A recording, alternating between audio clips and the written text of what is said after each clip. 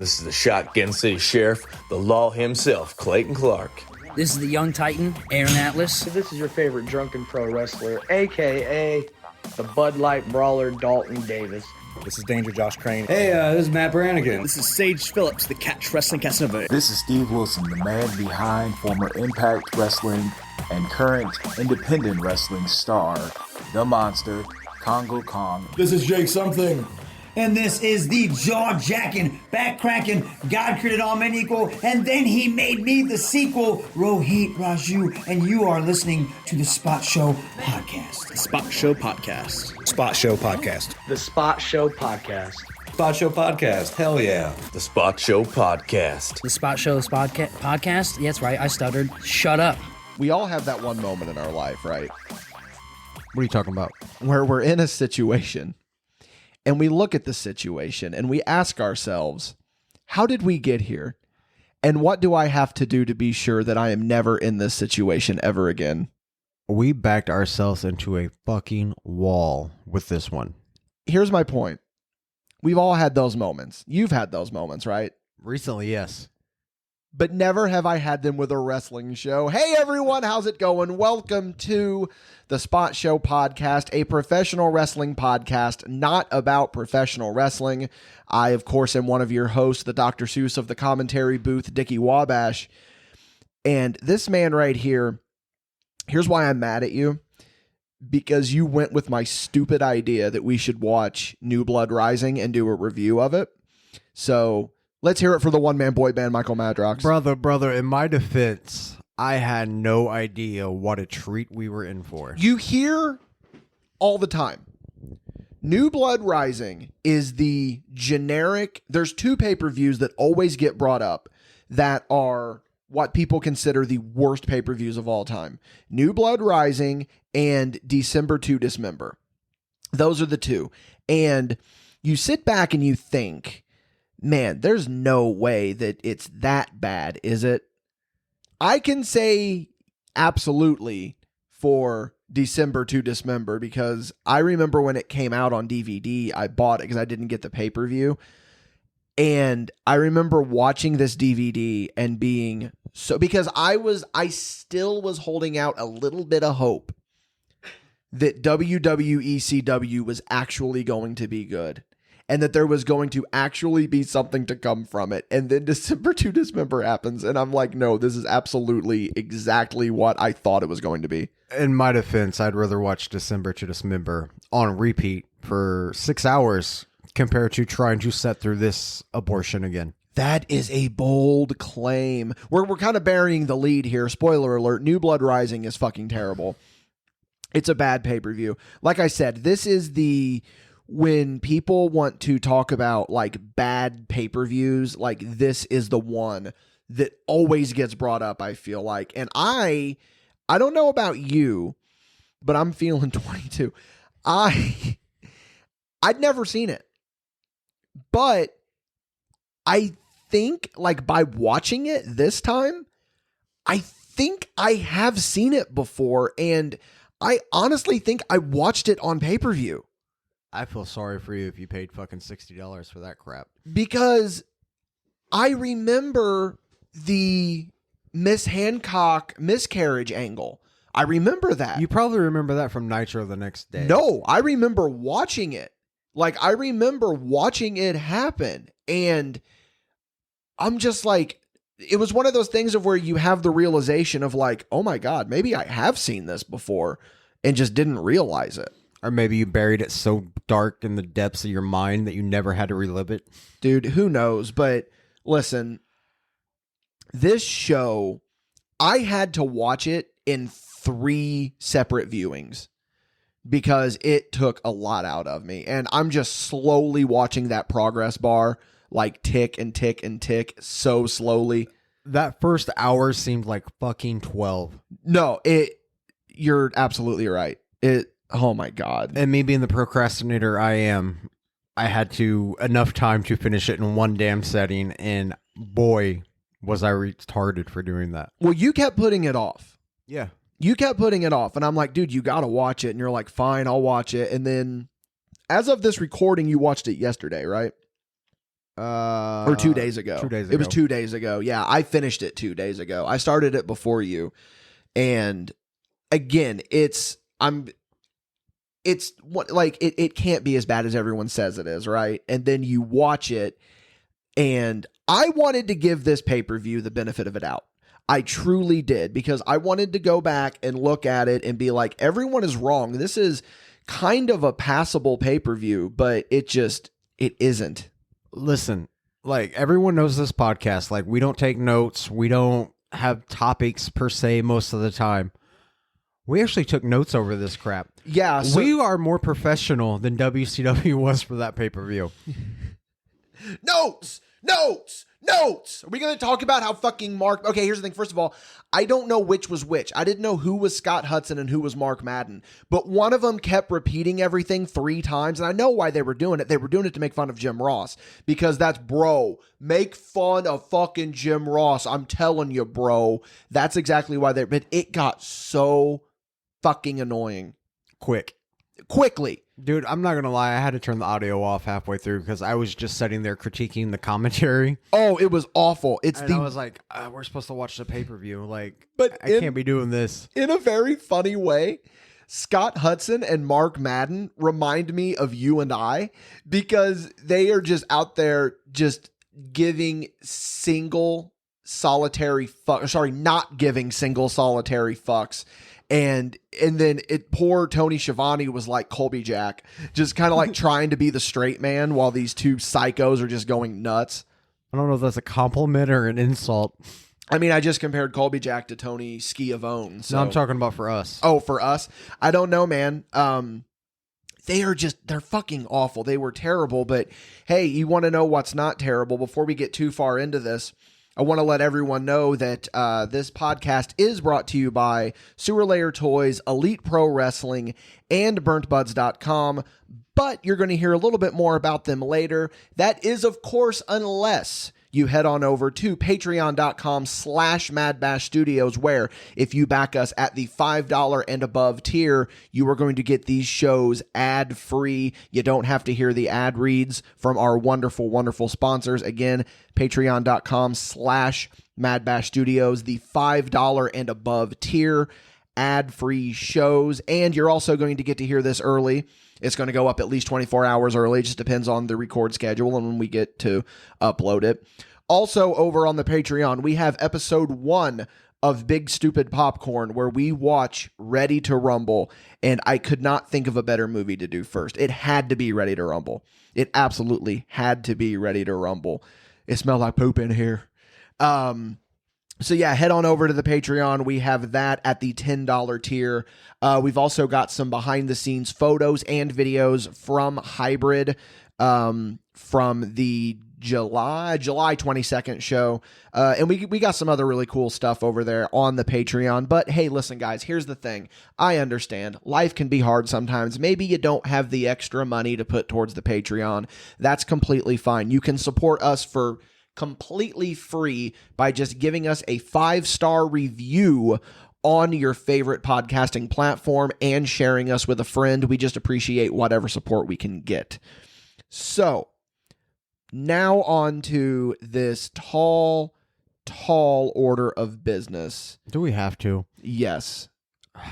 I mean, you already spent almost 3 hours of your life watching it. Do you want it to at least be like, it's got to be for something, right? There's nothing to come out of this except for pain and regret as soon as we start going through these notes. So my first takeaway from this from the show, the intro is the most 2000s thing I have ever seen in my entire fucking life. Let's be clear, we haven't looked at each other's notes. No, we haven't. So my first note right here, Matrix style intro. Matrix style intro, because it's like they have the voiceover and then it keeps cutting to all the different sound bites. And there was one sound bite in particular that made me fucking have to rewind back and watch it again because it was so fucking funny. Mark Madden or again Scott Hudson, I don't know which one's which. They use a soundbite of one of them saying this is going to be a train wreck, and I was wondering, okay, are you talking about this triple threat contenders match or are you talking about the pay-per-view? Because yes, It was foreshadowing for the night for sure. Dude, and then another thing too about this is that I completely forgot about fucking Goldberg's heel run. I absolutely forgot that he did this shitty heel run. Was he a heel at this show? Yeah, he was a heel in the in the video package because he's talking about how he carried this company on his back and the fans can kiss his ass and da da da da da da. But we're not done talking about Goldberg because the shit that they pull with him on this show is the most ridiculous fucking thing that I have ever seen in my entire life. Well, to continue on Goldberg, before Yeah. the first match starts, hey, ladies and gentlemen, Goldberg's been in a motorcycle accident. Yes, they just decide. And what is so funny about it, and this goes into a moment that happens later in the pay-per-view as well, is that they were like fake tugging at heartstrings, and like you could tell that they were very disingenuous because it's like, ladies and gentlemen, Goldberg was in a motorcycle accident. He will not be here. At least we don't think so. But this is that era of WCW where they were blurring the line between like kayfabe and reality. And in theory, it's a cool idea, but the way that they just ham-handedly throw out insider terms annoyed the shit out of me. This was Springer Championship Wrestling. Oh, 100%. 100%. Because in that opening video package, Kevin Nash just simply goes, "I'm going over." And it's like, what are you doing? Because it's just, again, I know what they were going for. I completely understand they were trying to blur that line, but it was so fucking ham-fisted that it's like it took away from it. And I'm going to say something here that might be a hot take because this did not work. This like era of WCW is notorious for not working because of that stuff where they were like blurring the lines. If you did that stuff today, it would work. I really think so. Especially in like an AEW. Especially in AEW, because we're talking 2000s. Like the message boards and stuff are out there and all that other stuff. But I mean, Reddit wasn't around or any of this stuff. And there was still, I would say, probably a 50-50 line between smarks and like fans. So they were like in a weird way alienating a very big portion of their audience by talking this way. It was fucking crazy. I hate to be that guy, Dickie, but can we just blow through this damn card real quick? But there's so much to dissect with it. So they open up with the damnedest ladder match I have ever seen in my entire fucking life. 2 out of 3 prizes. The weirdest ladder match I have ever seen in my life. And I'm not just saying that it's a weird ladder match because Tank Abbott came to the ring with his fucking nipples cut out of his shirt. And at one point, Scott Hudson goes, "I hope Major Guns comes out here later in the same shirt." Dude, Scott, again, I'm going to say Scott Hudson. It could have been Mark Madden. I genuinely don't know. But they were so fucking horned up during this show that you cannot convince me that they were not commentating with one hand on their dick. Because they are just throwing out so many sexual innuendos and shit. But anyway. Like I said, Springer, bro. Oh my God. So here's what was weird about this ladder match. It was, of course, the Young Dragons versus 3 Count. And it was a double ladder match for the gold record and the recording contract of 3 Count. But here's what was really weird about this is that the bell rings and the 2 guys from each side start on the apron. That was my first fucking note, dude. Why the fuck we in tag corners in a ladder match? And then another really funny thing, again, we're going to focus on the commentary a lot because these guys were fucking on one.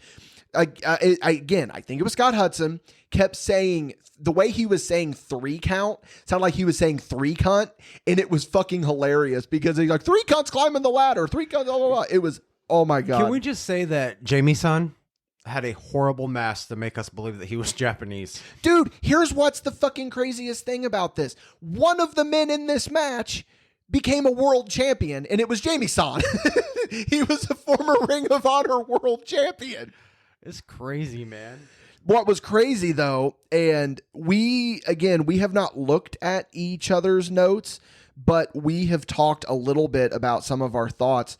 let's talk about this fucking ginger referee on the outside. With this 40s gracers like pompadour hairstyle. Dude, I wrote in my notes that he looked like Jerome from Gotham, and he also looked like Cal Kestis from the Jedi Fallen Order game. Well, in my notes, I put this is Christopher Titus and Macaulay Culkin's love child. And the best part is that every way that we just described this man, that is the perfect way to fucking describe him, because he is the most ginger fucking referee I've ever seen. Can we just applaud each other right now for the people at home? Yes, we no communication, and we None. both point out the same exact shit. This is fucking how crazy. the wavelength we're on. Yeah. So one good thing I really liked about this match is that there was some really cool ladder spots. Like there was one part where Shannon Moore did like a springboard seesaw spot, and it clipped one of them, and I thought that was a really cool spot. One weird thing about this match, Was though, it the dog pile on the ladder in the corner? oh, that was cool too. That was actually a really cool spot. I did like that. I see what you can say by it being like it was weird, but it was pretty cool. It was hit or miss. Yeah. Tank Abbott is a fucking national treasure, by the way, because of the way that he was acting in this fucking match. Like there's one part where Young Dragons get the gold record down and they drop it and he picks it up and he's on the apron like celebrating with the gold record. Meanwhile, they are putting the fucking boots to 3 count. It's like, Read that top note, brother. read that top. Now, what the fuck is Tank doing? Dude, he's the fucking best because there was another part where Shannon Moore hits the ropes and Tank Abbott, like he runs into Tank Abbott and Tank Abbott no-sells it. He just turns around, looks at him, and starts shaking his ass. Yeah, and you're holding up the gold record. But Read that top note, brother. We can't get Shamrock, but we can snag his drunk uncle. Dude, and that's exactly what Tank Abbott was in this match. Like, I was fucking sent by Tank Abbott standing on the apron, holding this gold record up, celebrating while his fucking guys are getting beat up in the ring. There was just something so fucking funny about that. I love the fact they didn't announce that you have to grab both items down to win. Oh, yeah. Until after the first item gets done, they're like, no, the match continues. Because I thought originally that it was like, hey, look, you can grab whatever you want. It's one or the other, which still doesn't make much sense, but it is what it is. Like, to give the guys credit, they tried their best to make this match out of something when They did. And obviously was shit. see, I had the ladder match DVD back in the day, and there was a couple 3 count and Young Dragons ladder matches that Dude, their one from Nitro was phenomenal. yeah, it's really good. So they just threw these guys in fucking ladder matches. So anyway, 3 count wins. They just kind of win. I want to point out too, during this match, I noticed there's a sign in the crowd that, because they're in Canada, we should have mentioned that. It's a Canadian flag, With Scott Steiner's but face. instead of the maple leaf, it's Scott Steiner's face. We're just And- gonna mark out of each other having the same notes this and whole show. I was thinking that needs to be the official Canadian flag now. Like instead of the one, I saw that and I'm like, he's not even Canadian. Detroit, South Toronto. Detroit is, yeah, it's basically when we went to Toronto, we drove like around Detroit, but they were in Vancouver, so they're on the other coast, but it doesn't matter. So now we're backstage, and the Filthy Animals have entered Ernest the Cat Miller's office, and I forgot Ernest Miller was a commissioner. Dude, the only note I got from that whole segment, Filthy Animals with Cat segment, they're better with Kidman. Dude, my note from that segment is there's an interaction between Ray Ray and Kat that is fucking hilarious because they walk in and Ray goes, "We're here to talk business." And Ernest Miller goes, "I don't need any hubcaps." It's fucking. So then here's where this doesn't make sense either is now we're going to the Great Muta versus Ernest Miller. But why is Miller coming to the ring? He just sat down at his desk. Did he just like dead ass sprint from his office to... Little side note, did you notice he had different clothes on too? Yes, that was my point. It's just like, what are we doing here, guys? I think it goes without saying here, by the way, that Muda is just fucking goated. Muda is the fucking man, dude. He's so good. He's so good. I love in the match how it progressed, and you could tell Muda's getting more and more frustrated I with fucking Ernest put Miller. that, goddamn dude, I put that in my notes too, because there you can just tell that Muda this entire time is like, why the fuck? I just want to hang out with my clown friends. That's all I want to do. This note was very important to me because it's in all caps. Can't help but to focus on how filthy Cat's feet wraps are getting throughout this match.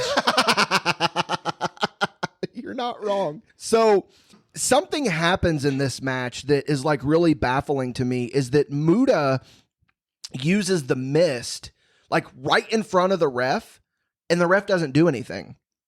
Well, all the Japanese guys do that nowadays. It's 2000 booking, bro. Well, here's the thing. Upon further inspection, my research tells me that apparently every match on this card was no DQ. That's how I took it, because my note from the match says blatant choke with a camera cable in front of the ref, no DQ. Yeah. Can we talk about that chair shot? The chair shot. Oh, yeah, where Tigress comes off the top rope. The only note I have for that is little T-style force of a chair shot. Oh, it was great. But here's the thing about that chair shot, right? Is if there's no disqualifications, then why did they do the ref distraction? What was the fucking point? Dude, I'm telling you, like, just wait until we go over the whole review of the show, because I got some dandy of a notes to blow your mind if you can't tell already. Ernest Miller goes over with honestly what I think was a really fucking dope finish. Yeah. I thought what happened was Muda did the Bret Hart bump in the corner where you take the turnbuckle into your chest, and then he fed out and Miller hit him with a spinning kick.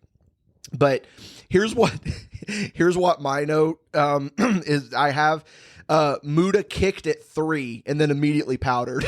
Because he's just like, fuck this. Dude, it's kind of depressing the fact that Ernest Miller has a win over the Great Muda. I know, right? And you're absolutely right. Like, Muda looked so fucking annoyed to be doing this match. All right, next we go to the backstage segment of Buff Bagwell walking around with what looks to be a heroin arm tie off. Looking for his mama. Like, what's he going to do? Shoot up and then hurt Chris Kanyon? So here it is, guys. The infamous Judy Bagwell on a forklift match. On a pole, bro. On a pole. But here's my theory about this whole thing. I feel as though it was originally actually supposed to be a pole. And then they get to the building and they try to figure out how to get her on the pole, and it didn't work. So then they're just like, fuck it, forklift. Dude, I got to tell you what, though. PCK is over. Oh my God. Positively Canyon is the greatest fucking thing ever.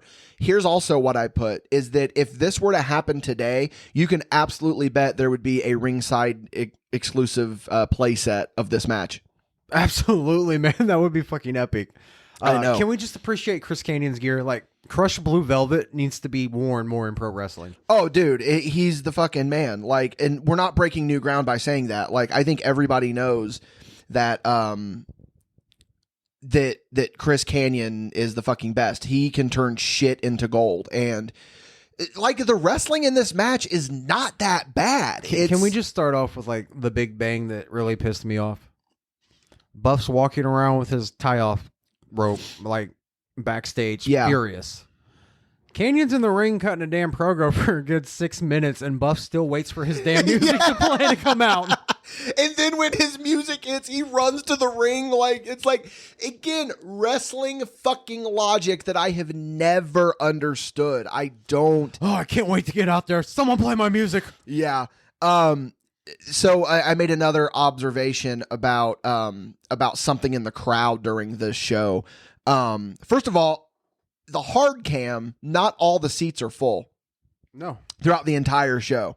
So that's fucking hilarious to me. But I think that because, spoiler, this isn't going to be the last old school pay-per-view that we watch. I think we need to have a little segment here where we find the best sign in the crowd and we determine it is the sign of the month. The sign of the month. Like we could go through and watch old pay-per-views from that specific month. So my vote, I saw a sign in the crowd during this match that just in big black, all uppercase letters said pubes. That's got my vote. That's the sign of the night.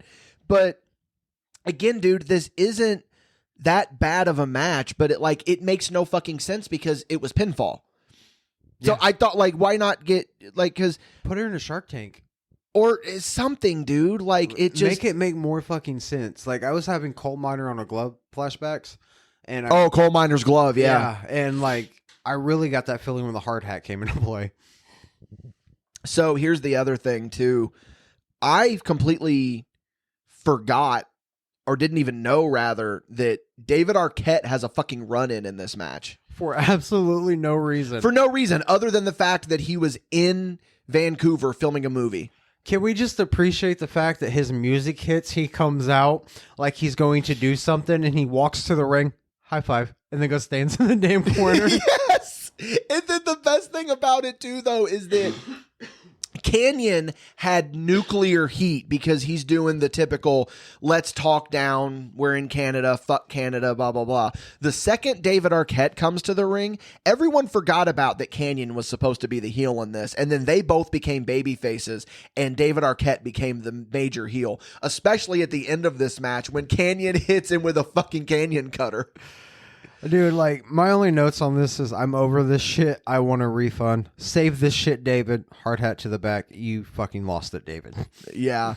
Of course, Buff Bagwell goes over after he hits a double blockbuster. I wish Parker was here for this note. What's he the would note? pop fucking hard. No one in the costume fucking department made Judy Bagwell wear a fucking bra on national TV. You don't pay attention until Buff's lowering her, and there's a lot of wiggle jiggle and spots down by a belly button. So I have another Judy Bagwell note that I forgot to write down, but it just something that I thought was really funny is whenever Kanyon pulls up with the fork truck, he just looks up at Judy Bagwell. She spits at him and he flips her off and goes, "Fuck you." And you hear him just blatantly say it. And then he gets in the ring. And then meanwhile, Buff Bagwell's just roaming around backstage looking for his mom, just waiting for the fucking cue for him to go out and do this shitty match. Dude, this shit was bad. Oh my God. So anyway, like we said, Buff Bagwell over after he hits the double blockbuster. He completely missed David Arquette. Completely David Arquette whiffed. just took a clothesline bump. Completely whiffed. So now we're on to this Four Corners tag team match. Oh, what did we Backstage miss? segment, Lance Storm arrives with the Canadian yes, CIA. I missed that. Yeah, fucking Lance Storm just arrives with the Canadian Secret Service because he's a fucking god and he deserves that. So now we go on to this Four Corners tag match, and I didn't even bother writing down who the teams were. Jindrak and O'Hare. Stasiak and Palumbo. Yep. Chronic and Misfits in Action. Yeah, because my note is that the Filthy Animals entrance is fucking badass, and it will always be badass. Yes. Because they are the special referees in this match, and... Special referees, guys, plural. Yeah, and... I'm going to be completely honest with you on this one. I checked the fuck out. So I am sure hoping that you have some fucking notes. I have one note for later in the match that's hilarious. I'm just going to run through these notes really quick because I gave two shits and a fuck about this match.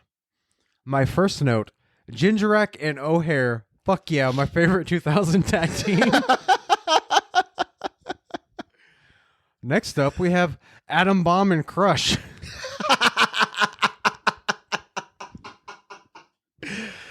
Dude, what a time to be alive. Oh, I love it. I could already tell there's a cluster fucking coming, which this match was horrendous. Well, the one note that I have is at one point... At one point, Hugh G. Rection, gets a hot tag, and he comes in. Everyone just starts beating the fuck out of him. Like, he comes in and like knocks everyone down. Like, he comes in like a house of fire and shit cans everyone, and then they just no sell it and start beating the fuck out of him. That's also my note. No tag logic here. Fuck. Yeah. Another thing is, why the hell was Chuck Palumbo wearing Lex Luger's knee pads? Who knows, dude? It was 2000s WCW. Who cares? I did mark out of this. Yeah. If you notice, about 5 minutes into the match, Disco Inferno's over on the ropes, bent over, fucking blown up as fuck. For no reason. Oh my God. It's fucking hilarious, dude. But we got the return of Muda in this match. We did, yeah. Muda and Vampiro just have a run-in that makes not a goddamn bit of sense. It makes sense later, though. Not really, but that's what they were going for. Yeah, so here's another thing that I have in my notes, and I don't remember the context of it, but Lieutenant Loco comes out and, like, makes a save, but by making that save, it causes his guys to lose. And the commentary team's like, oh, they must have formed an alliance for this all to make sense. But it's like, why would he came in and he made a save and just stood there while fucking while Chronic 1 got the fucking pinfall, and he's just standing there, and it's like, Chavo, what are you doing? Like, this is that was Chavo, right? That was Chavo. Okay. And then fucking Lash LaRue and Hugh Morris get in the ring, and they're like, what the hell happened? Oh, okay, you guys won hugs. Yeah, I guess we're all friends now. It's just like, what the fuck, dude? That's why I got worst ending ever. What the Russo shit is this? Yeah. So then we cut backstage now. There's a Jeff Jarrett promo, and all I have down about this segment is that Jeff Jarrett is goated. I don't even have a note about that. So now we go on to what I think is the weirdest fucking match of this night. Just by the fucking what the commentary is saying, and the story leading into this, because you got to think about this too. We didn't watch any of the Nitros or anything leading up to this for context, so we're coming into this kind of blind. But I think before we get into this weird match, let's hear a word from our sponsors. This episode of the Spot Show podcast is powered by Sewer Layer Toys, located at 3197 South 3rd Place in Terre Haute, Indiana. Guys, let me tell you one thing about Sewer Layer Toys, right? You're going to walk in, you're going to see a bunch of stuff that you want to buy, and you're going to be thinking to yourself, man, do I really want to buy this? Do I really need this stuff? Well, yeah, you do. You're going to walk in there, you're going to see a plethora, an endless amount of vintage toys, of retro toys, of modern toys, of that toy that maybe you had as a kid and you vaguely remember it. You're going to see it there, very fairly priced. Listen, I go in there and I love it. I get most of my collectibles there. Same goes for Madrox. We love these guys. Go in there, tell them the Spot Show podcast sent you, just so that I can prove to Scott that people are actually listening to us and that we are actually worth tying our name to them. I'm joking, of course. Listen, Scott and Andrew are two great guys. They run a really, really good store located in Terre Haute. Again, if you go to 3197 South 3rd Place, that is behind the mall in Terre Haute, Indiana. Go in there to Sewer Layer Toys. You are going to find some really, really good stuff. This episode of the Spot Show podcast is also brought to you by Elite Pro Wrestling. Listen, I'm going to tell you one thing about Elite Pro Wrestling right now, right? I'm going to get a little bit personal about it for a minute, right? Elite Pro Wrestling made me love pro wrestling again. They put on an incredible product. If you want to see what Elite Pro Wrestling has going on, you can go to facebook.com/EPW Elite. There you are going to find a list of upcoming shows. You're going to find videos from past shows. You are going to find everything that you need to know about Elite Pro Wrestling. if you are in the area of Odin, Indiana, or sometimes Washington, Indiana, then you are going to want to check out Elite Pro Wrestling. Some of the best pro wrestling in the state of Indiana, and I truly, truly mean that. So again, go to facebook.com/EPW Elite for everything that you need to know about Elite Pro Wrestling. This episode of the Spot Show podcast is also brought to you by BurntBuds.com. You can check out Burnt Buds for all your cannabis-inspired clothing, jewelry, and accessories, and guess what? You can know that you're doing good. Burnt Buds has non-binary sizing up to 4XL, and here's the best part of all, 1% of all Burnt Buds profit goes to charities such as the Last Prisoner Project and the Trevor Project. Cannabis not your thing? Well, I got good news for you. Burnt Buds also has a variety of humor, Rasta, and LGBTQ plus themed clothing and jewelry. But I'm going to sweeten the deal here a little bit for you. If you go on over to burntbuds.com and use our promo code SPOTSHOW10, you are going to get 10% off your entire purchase. Again, that is Spot Show, the number 10, for 10% off your purchase at burntbuds.com. That is BURNTBUDZ.com. You can also check them out on Facebook at Burnt Buds. Check them out on Instagram at burnt_buds. Again, go to burntbuds.com, promo code SPOTSHOW10 for 10% off your entire purchase. So we have the franchise, not the one from NVW, versus Billy Kidman. Franchise is the only person I know that can start cutting a promo before a match and have 10,000 people scream, "You fucked up" at him. I know! Cut my music! Dude, Shane Douglas, that's all he is cut my music. Remember, and then like in XPW, he'd be like, cut the fucking music, because it was edgy and he could say fuck. Dickie, I didn't know we could say fuck. I can't wait for this note. Continue yours. Yeah. My one note I have on this match is that as Kidman's coming to the ring, all I can think about is that his WWE theme should had no reason being as hard as it was, because that theme was fucking awesome. My note for the Kidman entrance is I was sitting there thinking, I'm so glad he's off the heroin. Yeah, he with the help of Raven, he got off the heroin. Is Raven back in ECW at this point? Yes, he's about ready to make his comeback to WCW, I believe. Okay. Yeah. So again, we're watching this with no context, but based on my understanding, Billy Kidman releases a sex tape of him and Tori gets mad at him and lines up with Franchise. She broke up with him. But the roles are reversed here. Why is Kidman the babyface? But here's the thing here. The commentary is like, he said he released the sex tape and all it was a birthday party. I know. I was so confused. I'm like, then why the hell is this match going on? What the hell is happening here? Oh, this is a strap match, by the way. And you can tell Franchise is just like, fuck this. I'm wearing a shirt in this match. I don't give a fuck. Note from Mr. Madrox. Yeah. Did Tommy Hilfiger sponsor this match?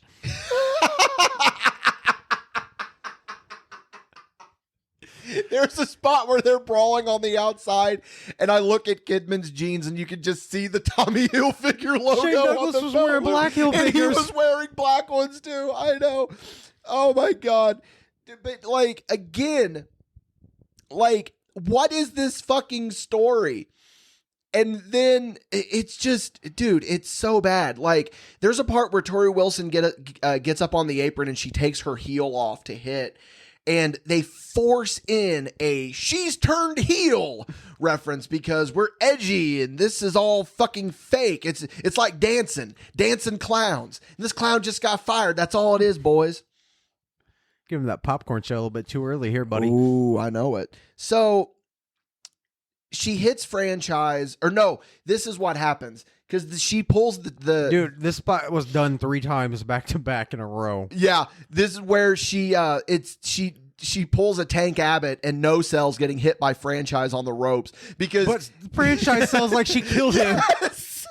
Like she's trying to get down off the apron and they almost pull a Lillian Garcia, Charlie Haas, but she just fucking no sells it. And she just gets down off the apron. She's putting her shoe back on. I also put that Kidman goes over with the Kid Crusher, which is a very problematic name for a move. And then I also put that Franchise lynches Kidman when the match is over. My notes are Shane Douglas is Jeff Jarrett with talent. Oh, yeah, absolutely. And I go, if you're only going to spank a girl like that, no wonder she left your ass. Yeah. Oh, because he whips her with the fucking... Yeah. So gingerly. Yeah. Sorry. They were shoot married, right? Yeah. At one point. Because I remember there was... They were married until like a few years ago. Like not too long ago. Good for Kidman. Yeah, there was a thing that like they kind of kept it. They never mentioned it in kayfabe, but yeah, there was like a .com story about them being married. Can I just say, fuck that match? Yeah, it was bad. Let's talk about what happens after. The fucking Vito run in, and then Reno runs in, and then Shane Douglas just says, fuck this, I'm leaving. And Kidman's just laying there, beat the fuck up, and then Vito and Reno just start fucking fighting. For no reason. I was half expecting a fucking referee to come out. If you notice, this is the first time I reflected it in my notes. Yeah. Every match of this night has a person involved that's not in the damn match, and it becomes a cluster fuck. Yes. It's like a fucking spot show where you want to have as many fucking people involved in matches as much. 4 or 5 matches in already, and there's not been one clean finish. There has not been a single clean finish, really. So, yeah, this was officially the part where I ran out of patience because I was like, these two have nothing to do with the story. Vito runs in to save Kidman, and then Reno runs in to... And even the announcers don't even know what the fuck is going on. They're like, why are these two fighting? Shouldn't the Italians be making breadsticks together? Yes. So then now we go backstage. Mind you, we're like an hour and a half in. Yeah, we're at an hour... So it's going to be dark where this was filmed. Yeah, it's no, it wouldn't be because it was on the West Coast. Yeah, but still, nonetheless. No, it shouldn't have been like lunchtime sunset rise. Yeah. So Booker T, as the world champion, decides that halfway through the show was a good time to show up. And Jeff Jarrett jumps him and just smashes his fucking leg into the car door. The most ginger car attack I've ever seen. Yes. He like puts his leg in the car door and just pushes the car door up to it and says, I'm going to break it. So now we go on to Camo Mud Pool match or whatever they call it. The ROTC match. Oh, yeah. The Rip off the camo. Yeah, we got Major Guns versus Miss Hancock.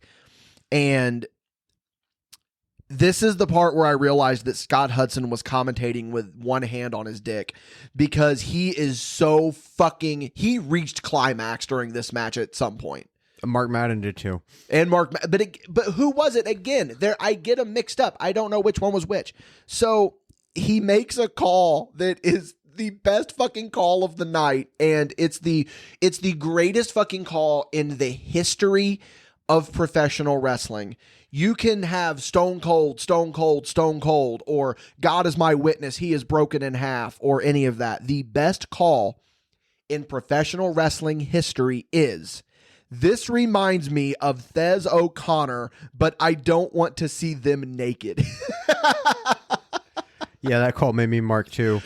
But can we just talk about this fucking match? Yeah. The object of the match is to rip off all the camo your opponent's wearing. Yes. And then throw them in a pool of mud. But then you still got to get a pinfall.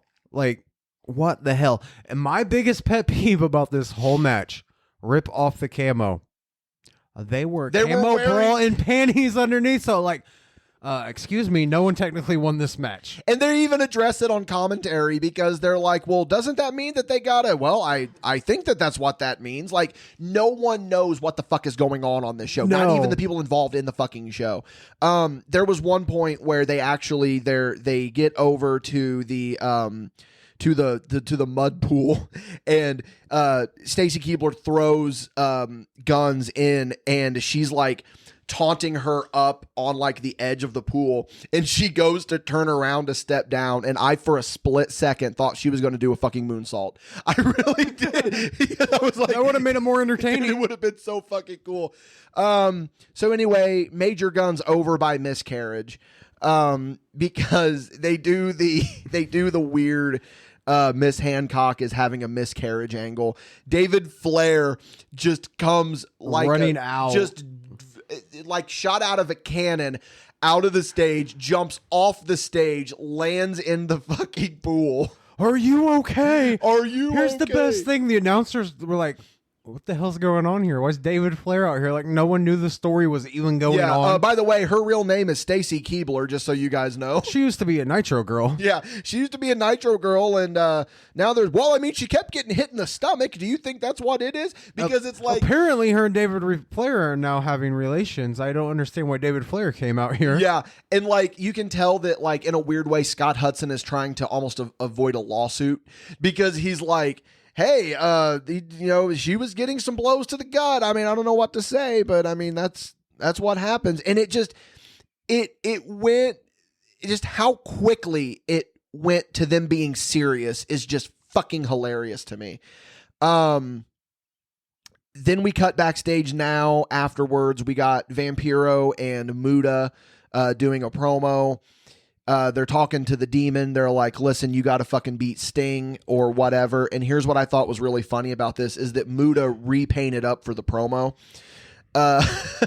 Here's what I found funny. Yeah. They have no fucking idea about the whole Juggalo scene. They were just throwing anybody in face paint together. Yeah. Juggalos hate Kiss, and Kiss Army fans hate Juggalos. Like, were ICP a part of WCW at this point? Yeah. They're the Okay. dark. They couldn't go into Canada because they're felonies at this time. Oh, I wondered why. So then now we cut back to Miss Hancock is being wheeled into an ambulance, and there was one really funny thing about it. She's like on the stretcher going, I'm fine. And then Tony Schiavone goes, she's very hurt. It's like she's literally telling... Shot that shit down. Yeah, it's fucking hilarious. So now we got Demon versus Sting. I don't give a fuck, brother. He fucking repelled from the rafters, brawl, Scorpion Death Drop, go home. That was fucking it. But then we get Muta and Vampiro back out there again. We're up to fucking Muta's fifth segment on this pay-per-view. And they beat the shit out of Sting. And then Chronic comes out for some more unneeded fuckery. Yeah. You have the two tag teams that are fighting, and they're like, well, not right now since we're all in the ring, but let's go backstage and then come back out later and put these tag titles on the line, boys. By the way, at this point, Sting just fucking leaves. He just walks out. Sting just does not give a fuck. He is just gone. Like, he just walks away. And I also have in my notes that Juggalo Vampiro is my favorite Vampiro. Absolutely. Yeah, Sting, like I said, just says fuck it and leaves. Now we cut to Lance Storm, who is getting the Goldberg treatment with his entrance. And I just have to go on record and say this is the best Lance Storm. I love the fact during Mike Awesome's entrance, they were making reference to him wanting to sleep with Judy Bagwell because at the time he was in his Fat Chick Thriller phase. He was the Fat Chick Thriller. I also put in my notes that I popped way bigger than I should have for Jacques Rougeau. Dude, that crowd thought it was Brett. Oh, I know. If it would, but what's even funny is that Bret Hart comes out later. Yes. So it's like, why didn't we just have Bret do it? I put in my notes that at one point during this match, Mike Awesome forgets that he's not in ECW and goes to the outside and gets a table. Canadian rules are like the greatest thing in the fucking world. We need to book a match with Canadian rules. Yes. Mike Awesome's music is royalty-free Beautiful People that played during SmackDown Shut Your Mouth. Yes. This is when I put in my notes that apparently all of these matches are no DQ. And here's another thing too. I'm going to level with you. I really did not hate this match. I didn't hate it either. I hated the promo before the match. Because Lance Storm is not a charismatic motherfucker. He really isn't. But like, dude, the change in the match after Mike Awesome won every time. You can't win that way. You got to win by a 5 count. Oh, you can't win that way. There's no submission. Yeah. You can't win that way. They got to count of 10 to get back to their feet. Yeah. It was goated. It was goated. Lance Storm is severely underrated, and especially during this era. This era. He was the belt collector before Kenny Omega. He really was. He had the Saskatchewan Hardcore International title, right? Yeah. The Cruiserweight title was the something kilograms and under title, and then he had the Canadian title. Yep. Yeah. I love this note. Not to cut you off, but Bret Hart, yay. Yeah, I feel like that it wasn't planned. I feel like Bret Hart just kind of was like, "Hey, hit my music. I'm going out." He goes out, gets his fucking pop, hugs Lance Storm, and then no sells Jacques Rougeau. Like they're all walking to the back, and Bret's in the middle, and he's like paying all this attention to Lance Storm, and like Jacques Rougeau's like trying to talk to him, and Bret's just no selling him. We cut back now. Hold on. I got one more note from that match. It was so nice to see Lance Storm give Bret Hart the rub he needed. Oh, absolutely. He really needed to give Bret that push. Now, this is post Goldberg concussion Bret, right? Yeah. Okay. Yes. Okay. We now go backstage. Kevin Nash is cutting a promo, uses I'm going over yet again, just forcing, fucking shoving it down our throats. You guys, you fans are fucking stupid. This is a kid's sport. Why do you even fucking watch this? We now have Chronic versus the Dark Carnival. Can I chime in with the fact that WWE actually left ICP's Take It after changing so many damn songs of this pay-per-view? And that's what's so funny is that if you go back and you watch these old pay-per-views, like they dub over some shitty fucking music and they take so many random songs out, but they leave fucking ICP in. I wonder if it made me has, mark. I'm not gonna lie. I wonder if it contractually has something to do with the fact, because do they still come out to the Oddities theme? Do they edit that out? I don't know, because ICP recorded that song under WWE, so they own the rights to it. Yeah. I don't know. That's weird though. Take It was so for weird. off WCW Mayhem, so I'm probably sure they own the rights. Maybe they own the rights to it. Yeah. Anyway, I wrote that Muda is the fucking man. So is Vampiro. Muda's sixth segment. Got the This note is right the here. 6th time Muda has been on Fourth this show. for Vamp. My favorite Vampiro moment of all time, like other than him no selling that face wash. They're on the outside, and Chronic One has him up for a gorilla press and then lets him go. But you can tell Vampiro is just like, fuck this, I'm not face bumping on the outside, and then lands on his feet and like tucks and rolls forward. This match, in all honesty, should not have been as good as it was. I know, dude, but one of my notes is, let's take two of the most famous and over world-traveled superstars that we could sign and throw them in the ring with fucking Atom Bomb and Crush. Oh, I thought you were going to say and put him in the ring with the Dark Carnival, but... No, that's a plus for him, though. Yeah, exactly. This match is way better than it should have been. Except for Bryan Adams' big boot.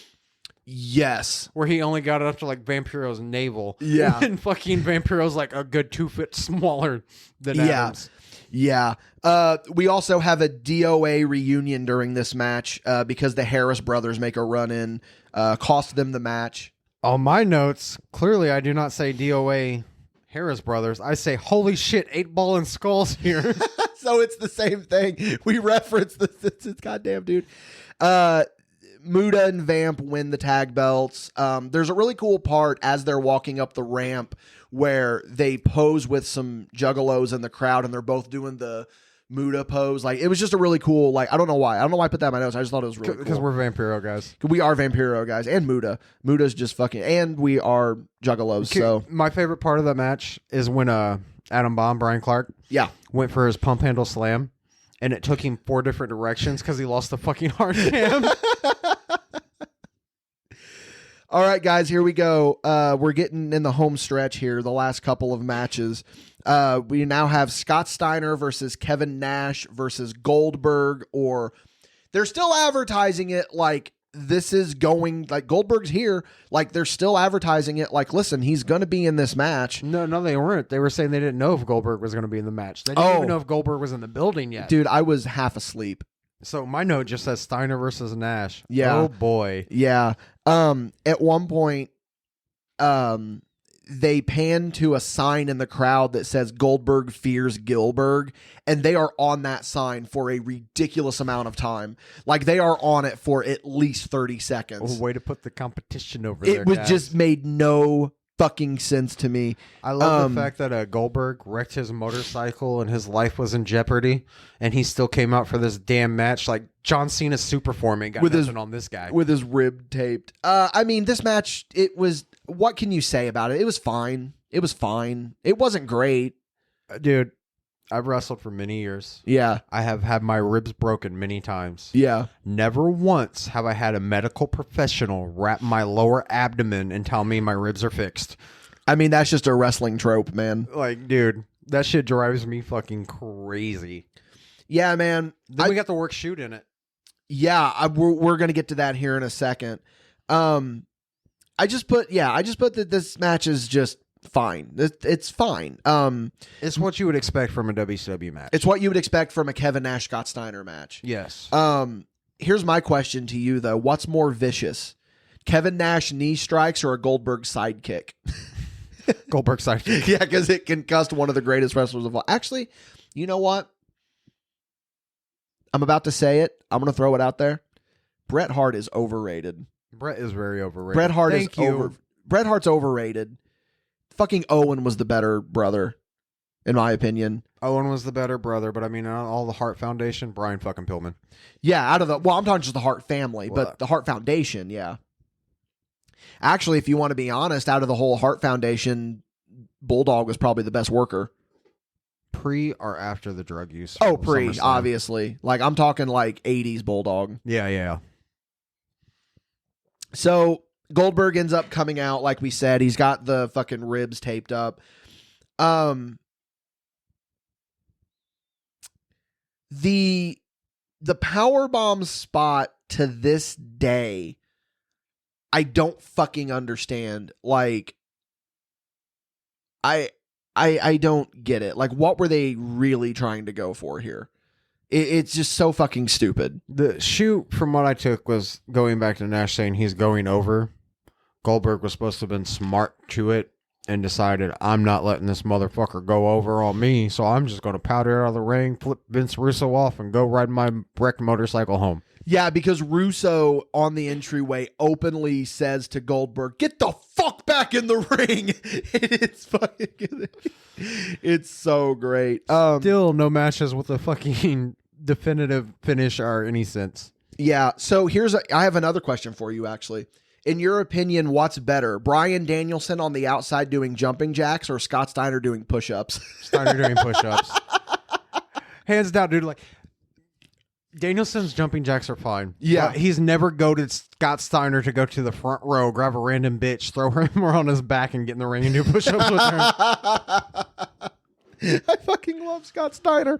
Dude, there's one point where Nash is in the corner and Steiner charges him, and Steiner eats a fucking boot.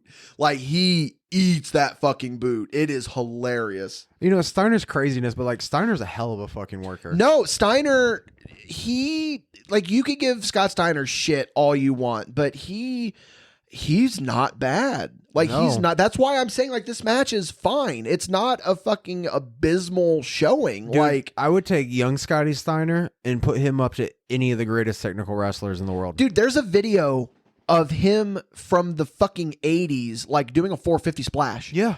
And it's like, dude, that's very ahead of your time. And he invented the fucking Frankensteiner. Yep. Like, he invented the fucking front Hurricane Rana off the top rope. Steiner driver. The Steiner driver.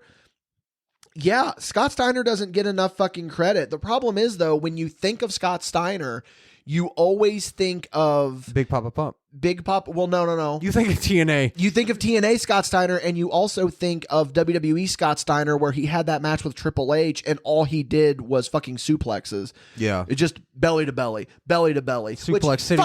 Fuck that. Because Goldberg then does it years later, and people fucking loved it. Brock Lesnar ripped off Scott Steiner, damn it. Or no, I meant, did I say Goldberg? Goldberg? Scott, it doesn't fucking matter. They're all the fucking same.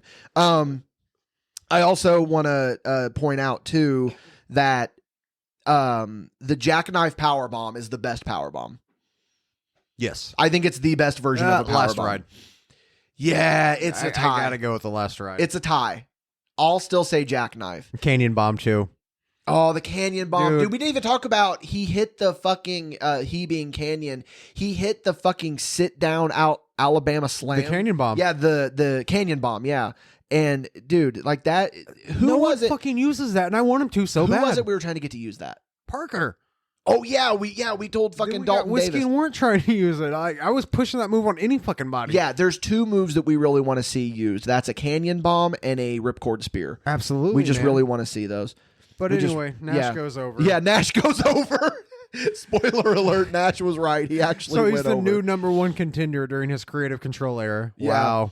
I also, they even talk about that on commentary because they're talking about how there's heat between Kevin Nash and Goldberg because Kevin Nash booked himself to go over on Goldberg. And it's just like, what are we doing, guys?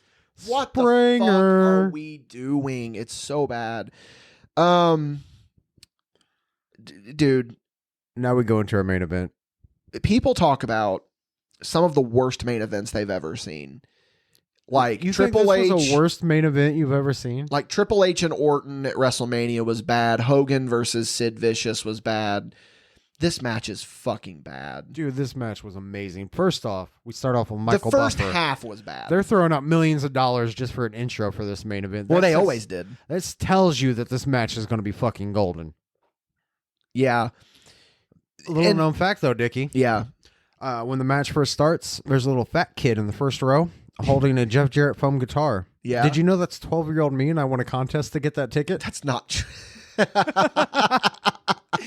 I knew that would pop you. Oh, that's good. I can't remember. Did we talk about that with Logan when he was on? I don't know. Did we tell you that? So the rib, make it quick. We jokingly told Logan that Madrox and I won a contest to go to a taping of Nitro, and he believed us.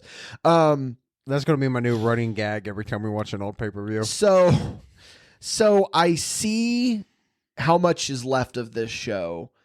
And I say to myself, 15 minutes is entirely too long for a Jeff Jarrett match. And then I find out that this is going to be a work the leg match. So it's going to be slow and methodical. This 15 minutes felt like a good hour, brother. Dude, like, another thing too, Booker in 2000 looks nothing like how he does now. No. Like, he looks so different. Like, because this is like crew cut Booker, like short hair and like a mustache, like doesn't have the beard, doesn't have the G.I. dreads. Bro. This is G.I. Bro Booker. Speaking of Booker. Yes. Can I just point out one thing? Why did he wear tribal on the back of his trunks? Like, what tribe was he from? Oh, dude, who knows what? But so, speaking of Booker, because Booker is another one that I feel like he's another one that's kind of overlooked and underrated because he's good. He carried really good. this match. Yes. He carried this match. There's one part where he's like working Jarrett on the outside. Like every time he does something, he goes, and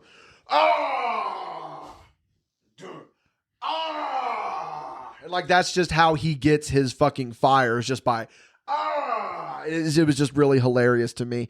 At one point, because like I said, this is a work the leg match. Jarrett forgets which leg to work, so he starts working the other one. Like, I know we're shitting on this match, but there was one spot in it that made me fucking mark out. Was it the bookend off the apron through the table? No. Because that was dope. No. This whole pay-per-view has been very tag team heavy, right? Yeah. Why did this singles match have the best fucking double down on the whole show?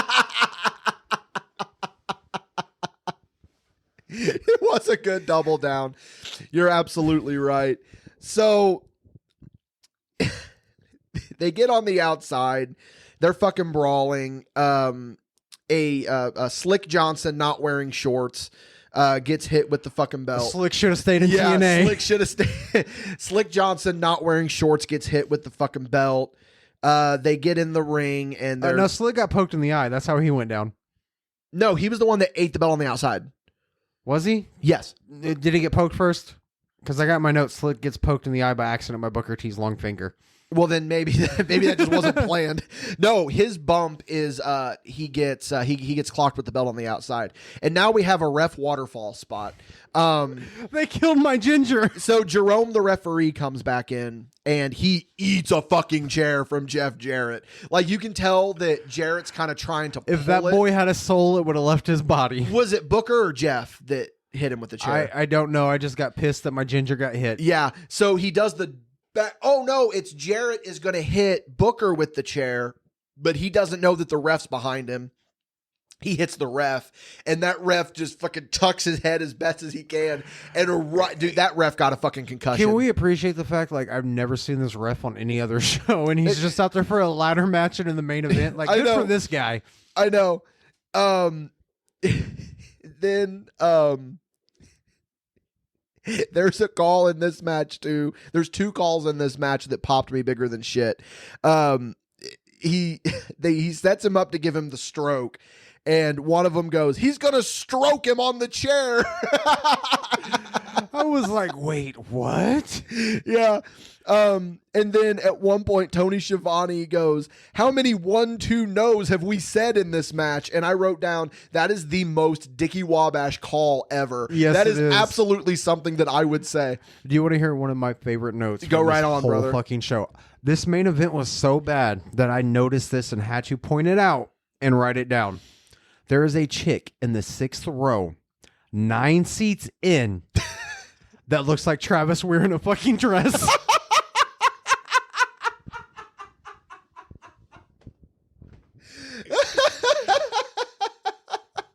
I paused and counted the chairs and everything just for this damn note. Oh my God, that is fucking incredible. I'm going to have to go back and watch that now and see.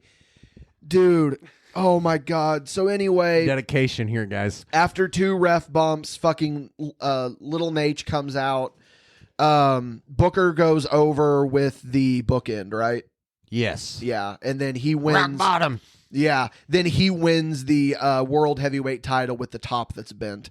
I that always pointed like that time period because this was after Bash at the Beach, right? Yes. So Hogan left with the title, and they had to use the old one that was bent, and it was like a weird, like flat. And they plate. went months before replacing it. Yeah. So, dude, what can be fucking said about New Blood Rising? I think right now is when we both go through our final thoughts because mine are very fucking short. Yeah, go right on. I even wrote final thoughts on this shit.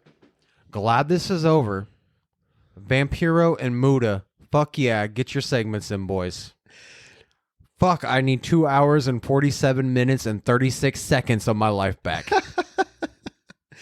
My final thoughts on this show is it's not as bad as everyone like makes it out to be. Like, it's not abysmal. It's bad. There was some entertainment. There were actually some sleeper matches that were, again, not really terrible.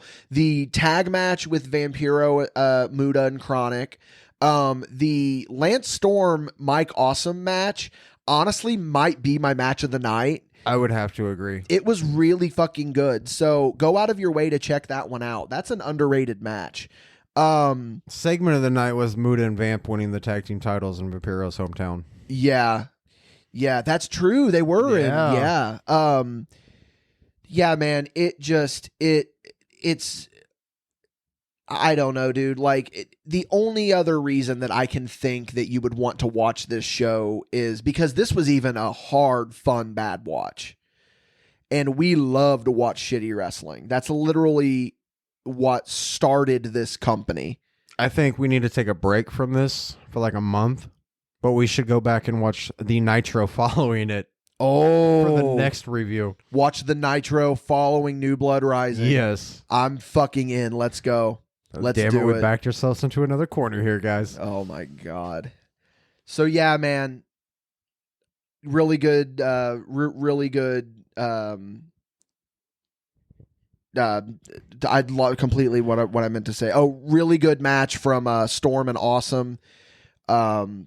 The tag match was good. The strap match wasn't terrible, but I'm not a Shane Douglas guy. I can't get behind him. He's very stiff and very slow in the ring, and not stiff in the way of like he throws potatoes. It's just that he just movement's really stiff. His movement's very stiff. We got to think at this point he's been through like hell from the 80s. And yeah. So my final grade on this one, on a scale of 1 to 5, I'm giving it like a 1.5.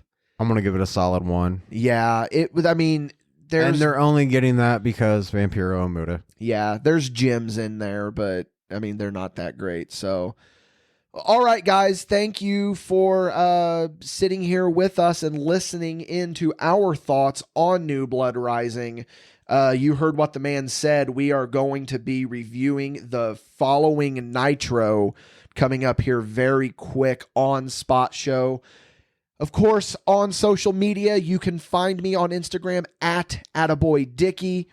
You can find Madrox at Madrox_BSB. For those of you that are backing us at the $5 and above tier on Patreon, stick around. We're going to have some more thoughts on this show and some other things on Page Show.